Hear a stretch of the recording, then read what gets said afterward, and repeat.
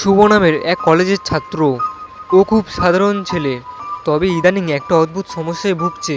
প্রতিদিন রাতেই শুভ ঘুমাতে যায়, আর তারপর যা ঘটে। প্রথম রাতেই সে স্বপ্ন দেখে সে নিজের ঘরে শুয়ে আছে। হঠাৎ জানালার বাইরে থেকে ঠকঠক শব্দ আসে। শুভ ভয় পেয়ে উঠে দাঁড়ায়, জানালার দিকে এগোয়, আর হঠাৎ ঘুম ভেঙে যায়। কিন্তু ঘুম ভেঙে দেখে ঠিক যেভাবে স্বপ্নে ছিল ঠিক সেভাবেই জানালা থেকে ঠকঠক শব্দ আসছে। দ্বিতীয় রাতে একই ঘটনা। সে ভাবে হয়তো দুঃস্বপ্ন, কিন্তু এবার জানালা খুলতেই অন্ধকার, আর একটা বিকৃত মুখ তাকে তাকিয়ে দেখছে।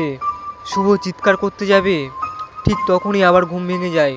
কিন্তু এবার ও বুঝতে পারে ঘুম ভাঙলেও সব কিছু একই রকম চলছে। দিন যত যায়, স্বপ্ন আর বাস্তবের পার্থক্য তত মিলিয়ে যায়। সে বারবার ঘুম থেকে ওঠে, কিন্তু বুঝতে পারে না আসলে জেগেছে নাকি এখনও স্বপ্নে আটকে আছে। এক রাতে সে আয়নার সামনে দাঁড়িয়ে ভাবে, আমি কি জেগে আছি?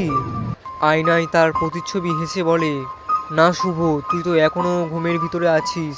কয়েকদিন পর তার বন্ধুরা খবর পায় শুভ নাকি গভীর ঘুমে চলে গেছে, আর কোনোভাবেই তাকে জাগানো যাচ্ছে না। সে চিরদিনের জন্য আটকে গেছে ঘুমের ভিতর। আরও গল্প শোনার জন্য ভয়ের অন্ধকার চ্যানেলটিকে সাবস্ক্রাইব করে রাখুন।